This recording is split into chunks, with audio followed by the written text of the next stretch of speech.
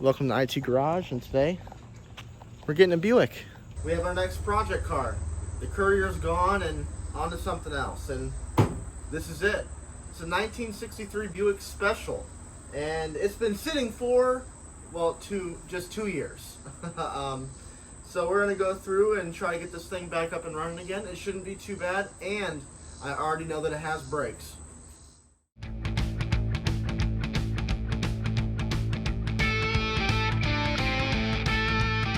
Think? Yeah. It's pretty cool. What do you think, Olivia? You like it? Yeah. Let's hope Kevin get this unloaded. It should be pretty easy, straight drive in this time. A whole lot more positive about this one. Yeah, versus dragging the 58 in here, that's for sure. Hold the brakes. Just do a real easy roll in seconds. Olivia, you gonna help push?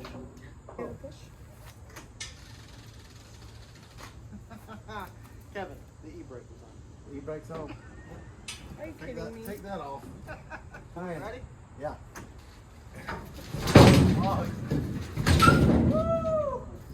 Hey, it's easier to unload a car with the e-brake off. Is that your dad? So all the brakes are working. Good. All right. So like I said, this is our 1963 Buick Special. I know it's not a Ford. It's kind of weird, but anyone that knows me personally knows that whatever car, 1963 truck, trailer, 1963 is the year. In my opinion, the perfect mid-century styling. Sleek but modern, but still of that jet age, like we're going to the moon. Very cool, slick stuff. Whatever reason, I think that 1963 is the year. Obviously, the Edsels are not 1963s, and I wish I could have seen a 1963 Edsel. I'm sure it would have been awesome. But enough about those. This is the Special. And it's funny because the Special is actually the base model for this car. This is the smallest one that they have. It was the Special Deluxe, and the Skylark for my very basic Buick understanding. One of the best things about this car is that it came with a ton of parts. Like, I'm talking all the parts that you could think of. All of them. There's a whole grill right there. We're going to go ahead and try to get this thing running today. It's been sitting for, like I said, about 2 years. The guy that I bought it from drove it a whole bunch. Then he wanted to clean the carburetor. He said it was being a little funny. He wanted to put a fan shroud on it because it was also overheating in traffic just a little bit. He said he never had it boil over, but it would get hot, then he'd get back on the highway. First things first is let's pop this engine and actually see what is kind of special about this base model. Who knows what's special about this base model 63 Buick? I'll give you a hint. It has a lot to do with Range Rover, of all things. If you know anything about Range Rovers, they used an aluminum V8 for a very long time. They got that V8 from here. GM developed it. From my understanding, just kind of gave up on it. And here's an example.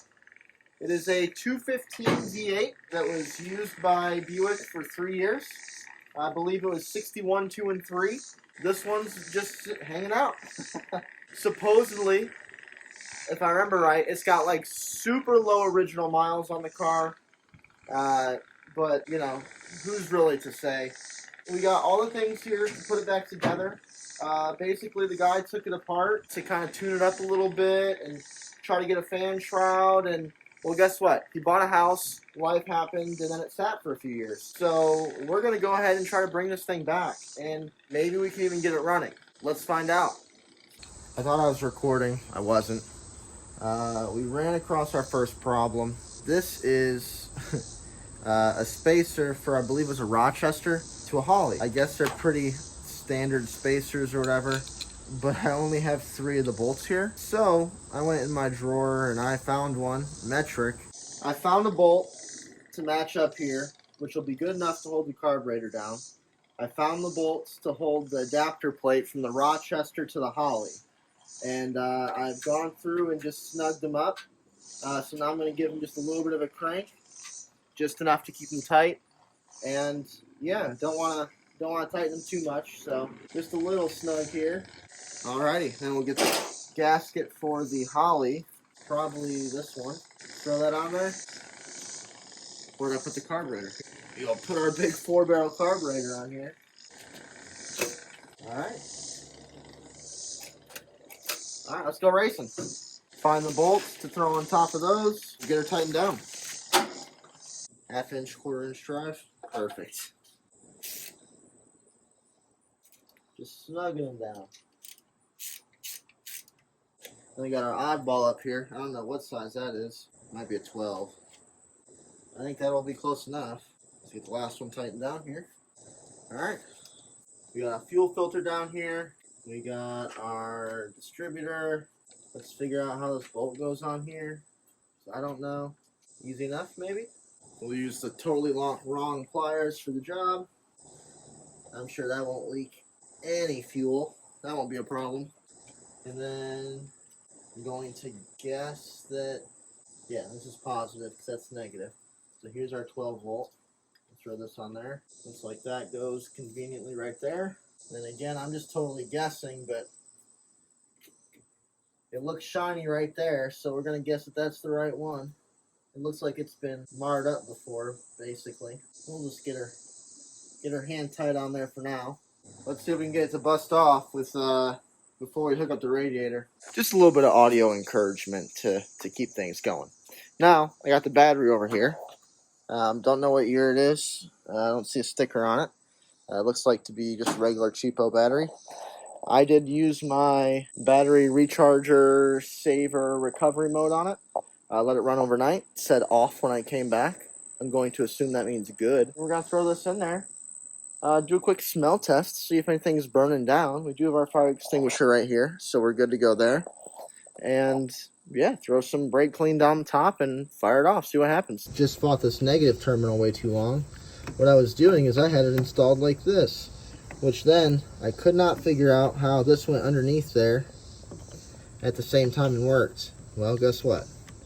If you just take it and install it the right way, it works exactly like you would expect. So go ahead and get her installed. I mean, nothing's burning down yet. Let's go see what works in the interior and check out the interior. Alrighty, look at that. Nice, well, nice original interior.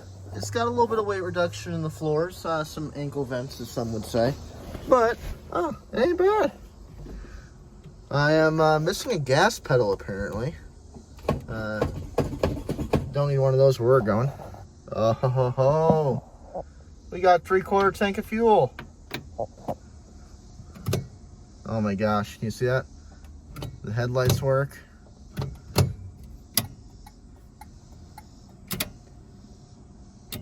One turn signal works, just left. Right doesn't want to work. Oh man, this thing is ready to go. Shoot. Even the heater's blowing right now. Alright, well, I guess we'll go up there, make sure there's nothing in the way, and give her a crank. But let's keep checking out this interior. It is cool. I love GM dashes from the 60s. I think they're super cool. This one, you know, we gotta put her back on there, but it comes with another. We got a whole nother dash here. Steering wheel, again, super cool, nice single. Is this a single spoke? Is that what that is? Or is this a two spoke? I don't know. Very, very cool, sleek steering wheel. Fits that whole mid-century design element I was telling you about. Let's check this out. I hear it wanting to work, but it's not. No horn. You know, it's original, guys. This is what I would call a survivor car, not a show car by any sense of the words. But I'm hoping that we can get this thing cleaned up. No headliner. Not a show car, but I do think this would be a very cool cruiser car. Throw your kids in, go get ice cream, just something cool that they'll remember. You know, all those stupid memes about kids not remembering how much fuel mileage you got, but how cool the car was. I think this is going to be a perfect example of that. So we're going to get this thing cleaned up. But first, you know, supposedly it ran 2 years ago. I'm not even putting gas in it. It's got a 3/4 tank. Let's see if we can get this thing to bust off. Here, this carb could get cleaned, right? So let's go ahead and clean it just a little bit. Alright, like I said, I haven't checked cap, rotor, plugs, Nothing. We're just gonna get in and see if we can just fire this thing up. Alright, here we go. Hey guys, we've been together for 10 minutes already, and I just want to say if you haven't subscribed yet, please do. I think you'll like everything else that we're doing on this channel. Just click that button, it doesn't cost you anything, and maybe it'll give us the opportunity to do even more cool stuff on this channel. I say thanks for watching, I really appreciate it. Let's see if we can get this Buick running.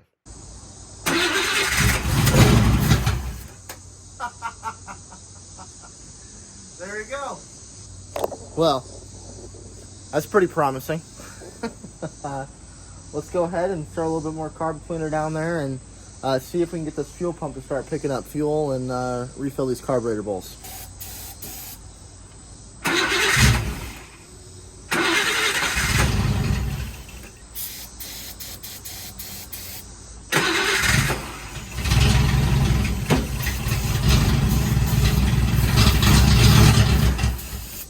I still got nothing in the fuel pump.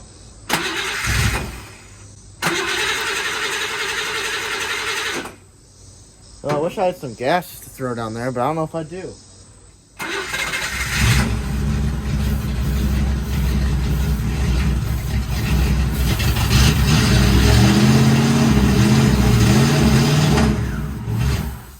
Alright, so we got it halfway cranked a couple times. It definitely wants to run. You know, it just needs fuel, probably, mainly. We're going to go ahead and start dinner for the night. You know, got to get dinner done. It'd be cool to cruise this thing around the neighborhood. I don't know, tonight. First day of messing with it. Well, we'll go make dinner. Catch you guys later. I decided to do something a little bit the right way after going in there and thinking while eating dinner. So we're going to get the bore scope out, get her powered on, and we are going to scope out this gas tank now that we have the technology. Right now it looks like we're looking at the motorcycle wheel. Right side up. Yep. Alright, there we go. So that's our best view of the tank, and I'll tell you what, that thing looks nice and shiny. So we're going to consider this tank totally perfect. Nothing's wrong with it. So, good news. Now I'm going to get underneath here, and let's see if there's a spot to drain this tank. Because if there's a spot to drain this tank, I do think that'll be a good idea. Alright, I got underneath the car. I do not see anywhere to drain the tank. There's no petcock, or whatever we call it. I think I have a piece of hose that's going to be long enough. And maybe we can siphon some of this gas out and put some fresh gas in, or maybe we won't do any of that. I don't know. Let's see what we end up doing. Oh my god. Hey, I figured out why we're not getting fuel to the carb. It appears that the fuel line is just sitting there. Do you see that? What if I zoom in? Do you see it now? There it is. Fuel line just sitting there. So I guess we're gonna take off what's on the fuel pump, put that on there, because like we saw in the tank, that tank looks really, really good. So I'm gonna run it. I have no problems with that, but we need to get fuel, and make sure your fuel line's hooked up, guys. There we go. I only had to cut that like 35 times to get it off. That feels really brittle. Well, I guess we'll just use the closer section of it. That would sure explain why we weren't getting fuel up here, though. And while we're at it, we'll check the oil. I don't remember if I checked it when I bought it or not, but better late than never, I guess. Oh yeah, there's oil in there. I'm not surprised. The guy that owned this seemed to be pretty meticulous about this car. Alright, so now let's spray some more carb cleaner in here. We'll get cranking on this, and maybe we'll actually pull fuel up.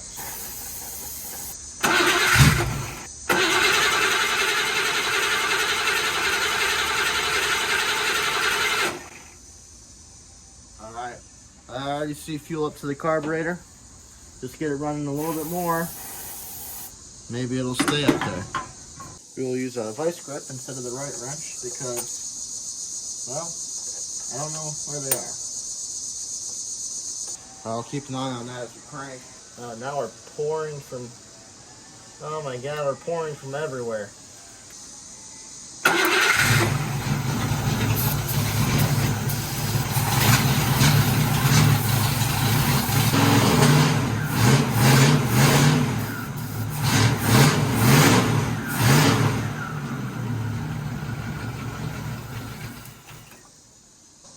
idling, which makes me think maybe a vacuum leak. But more importantly, we've got a fuel leak. We're gonna go grab some fresh gas. We're gonna grab some fuel treatment cleaner to throw down in here. We're gonna get lots of hose clamps to replace those clip-on nonsense, and then we will also get a fuel filter. We're gonna get a fuel filter. Yeah, we'll start with that. I think that'll be a good start. I'm pumped. It sounds pretty decent. I don't see any smoke. So, like I said, the guy said he drove it a lot. He drove like 10,000 miles. So unless he drove it 10,000 miles, smoking and banging and clattering, should be pretty decent. I felt good about this buy. I still feel good about this buy. So let's get it cruising. All right, made it back from the parts store. Got some mixture oil. Got some fuel line. Some fittings and a fuel filter. So we're gonna go ahead and throw about half of this in the tank. I got some fresh gas behind me, some non-ethanol gas. You know, try to help mix this gas up. And I think I even have some B12 in there. So we're gonna throw everything at it. See if we can get it back going again. I'd say that's about half. Probably take the rest of that honestly and just throw it in the oil. Can't hurt it. So we'll get this thing buttoned up back here. We'll get up there and throw all these fuel lines back on, and then we'll get the junk. Well, not junk, but some of it's junk, some of it's not. Get all the stuff off the car. Maybe we'll take it around the block. We'll see. It's time to end it off for the night. Getting a little late. I hope you guys can see me. That doesn't look too bad. But here, I got the new fuel filter and new fuel lines put in. It's not leaking gas everywhere. Got the ethanol-free gas in there, 5 gallons of it, Marvel Mixture Oil. I don't remember what else, but here, check it out.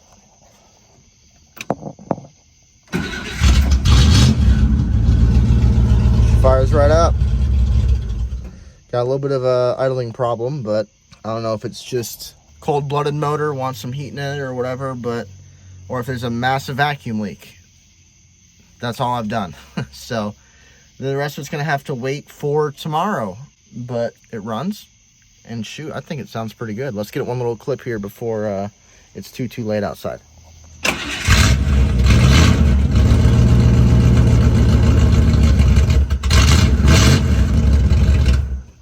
Yeah, I think we'll call that a win, guys. All right, we'll catch y'all later. Hey guys, here we are back at it again. We got this Buick running pretty decent last night. It sounds good. I mean, it sounds healthy. Which I'm not surprised based on what the story is behind this car. So let's go ahead and get the radiator hooked up. Shoot, let's see if it goes around the block. And there's a car show tonight, like literally a half mile from my house. So I think that's the perfect test run for this car. See if we can go, drive, stop, get there, and start it later. All right, before we get this radiator totally installed, let's get this fan put on here. Just in case, things are too tight or whatever and we can't get the fan on. Might as well, right? Not too bad. Thankfully, I have all 4 bolts here. That makes it a heck of a lot easier. I don't gotta scrounge around for hardware to make this work. And I've got 2 radiator hoses here. They look to be about the same, but I've never had a radiator where the inlet and outlet is actually on the same side of the radiator. I guess we'll also find out if that drain down there is closed on this. It's hard to tell from where we're standing. This is where I absolutely love these ratcheting wrenches, because I could get a socket in here, but it'd be tight. But these ratcheting wrenches, I'm serious, if you don't have a set, you don't need a nice set. Go to Harbor Freight. I think they're 30 bucks or 25 bucks. And, you know, if you wait for a sale, there's always sales at Harbor Freight about every weekend. So just keep an eye out on it. Join the Facebook page. There's a Harbor Freight Tool Facebook page. They'll let you know when there's sales. We'll put the molded one up here so it looks better. And I think that looks about right to me. So I need to find a couple hose clamps. But first, we'll work on the bottom one because it's kind of tucked down in there a little bit. Nothing too crazy, but just got to get to it. I've never seen a hose clamp like this before. Nice little set-in flathead. I like it. We'll use our flexi hose. It'll work or it won't. Who's to say? We're going to have to fast forward because the dogs are already losing their minds and it ain't going to get any better. So somebody just pulled in the driveway. All right, well, that was quick. The dogs are done barking. Thought they were going to do that a lot longer, to be honest. I just got the bottom one on, and it feels like it's sitting on top of the alternator. It might be. Maybe this one went down there. No, there's no way. That would kink. And it fits too good right here. I mean, that's definitely this one. I might need to pull up some sort of, let the cicada stop. I might need to pull up some sort of wiring diagram or plumbing diagram, whatever you want to call it, and see where exactly that hose ran. But I mean, it makes sense where it's at right now, but it's tight. That's all I'm saying. All right, we can start filling this and see if it starts leaking. This is a Champion radiator. I'm pretty sure it's a nice brand. We got this cheapo Fram, what is it, yellow? Yep, yellow. So we're gonna run this. All right, so this quit recording at some point. I'm not sure when, but got all the hose clamps on, made sure they're tight. Put water wetter in here. This looks like it's filling up.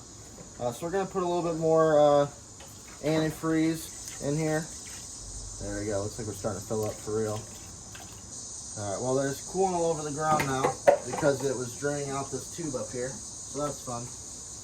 We'll take this water with us. We got what was a gallon? We got half a gallon here anyways. We'll see if we can find 2 bolts to bolt this radiator back down. What are the chances this is it? Nice. What are the chances they're 1/2 inch? Super nice. Well, the fan is pretty close to the radiators. Hopefully it does a pretty good job at pulling heat away from this. I have no idea if there's a thermostat in this thing. I got nothing. See if we can get it to fire off today. And we're gonna try to get it to fire off without spray too. Let's see what we got.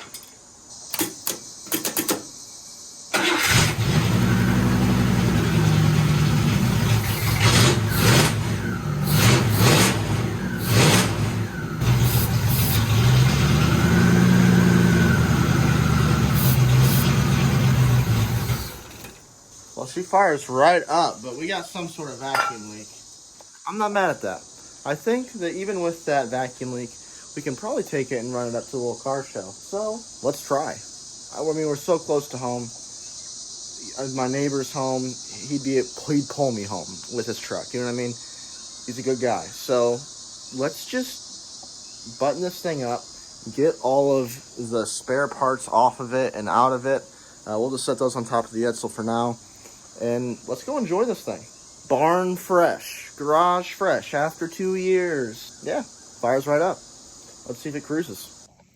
All right, here we are. We got the driveway cleared out behind us. We got most of the junk cleared off the seats and out of the inside of the car.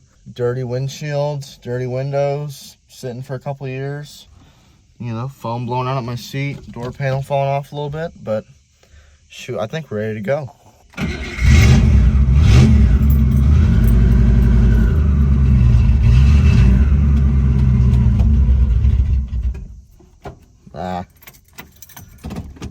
That vacuum leak.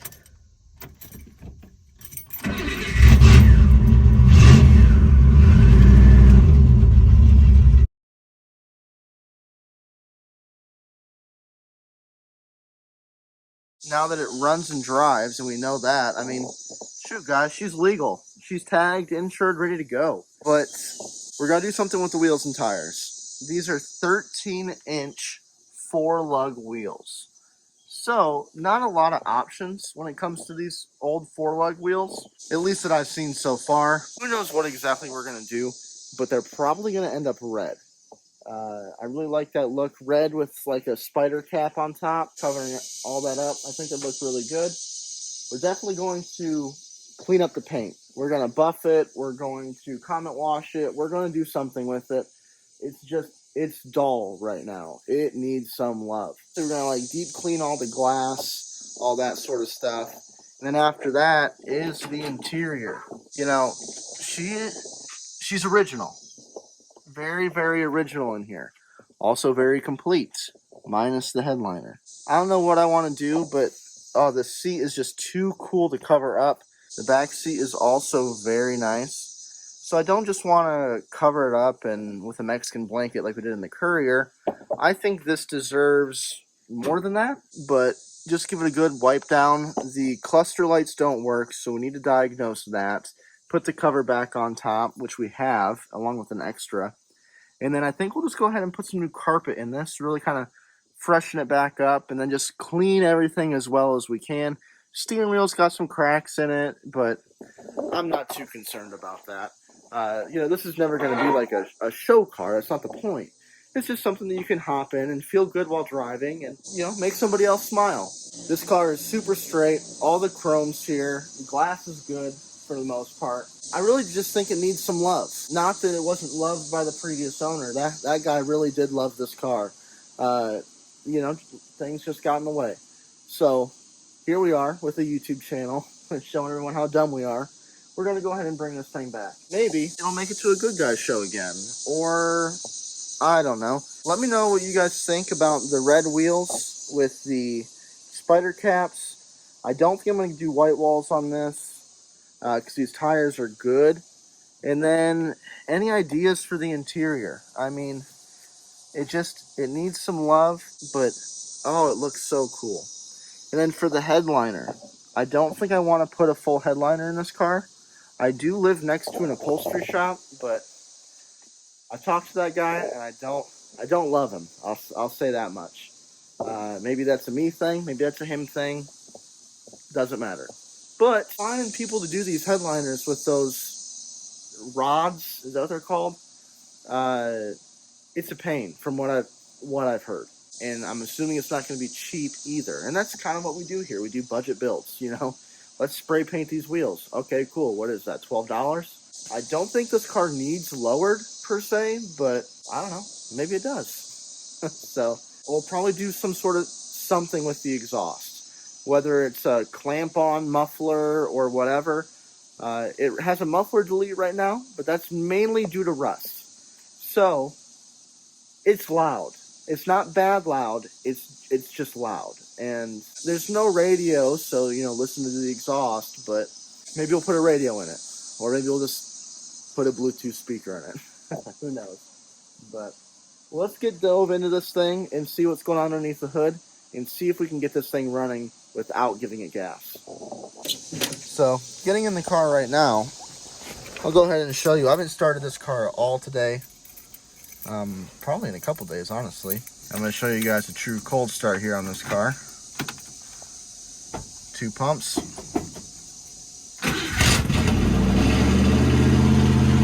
Now, that's with my foot in it. If I take my foot out at all, it dies. So, I really do think that's a vacuum leak up front, and it cranks right back up every time.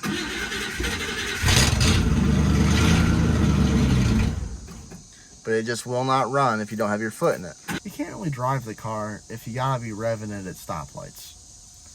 Nobody likes that guy. Let's not be that guy. What if we just hit this with the old snug up and see what happens? Probably nothing, but you never know, I guess. Yeah, those were all like a little bit loose. Oh, look at me being my own problem. Who would have thought? Fine line between tightening and tightening half a turn too much, and then it becomes loosening. So we're gonna try to avoid that. Let's go fire this thing up and see if that fixed it. I highly doubt it, but maybe we'll get lucky. Maybe it was just me being inexperienced, not tightening the bolts enough. Anything's possible.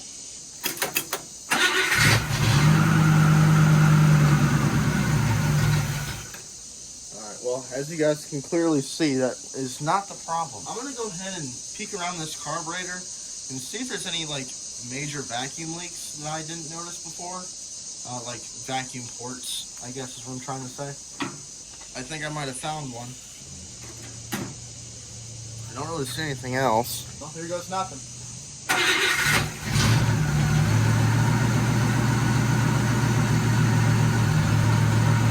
Is that it?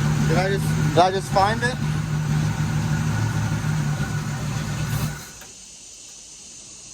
Maybe. The answer is maybe.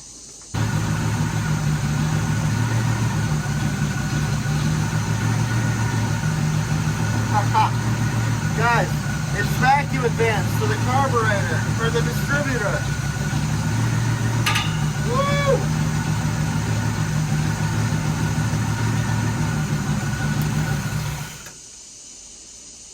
spark is hot. Woo!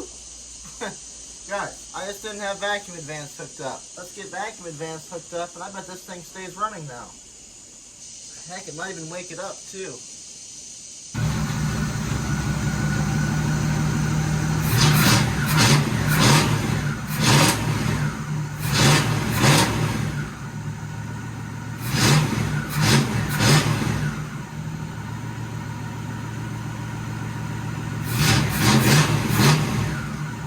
Well, there we go. As I'm going to start saying this, it sounds like it wants to die on me. But, no, it's still going. Guys, that might have been the problem. The real test here is let's go inside and throw it in like reverse or drive and see if it lasts that. I mean, it hasn't idled this long yet though, so definitely an improvement. Alright. And if you guys noticed, but the Prindle is wrong. It's not wrong. It's out of order. Look at that.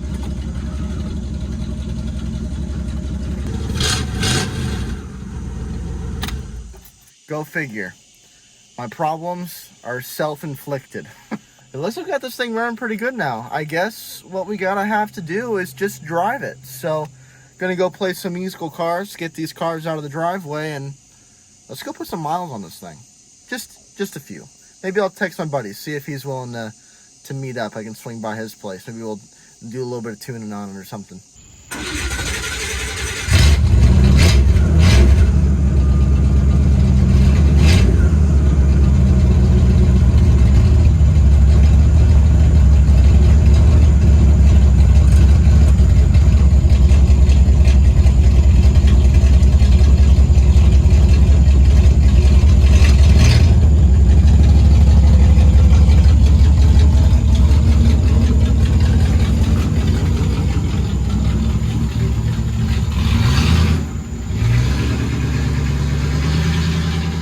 Made it back.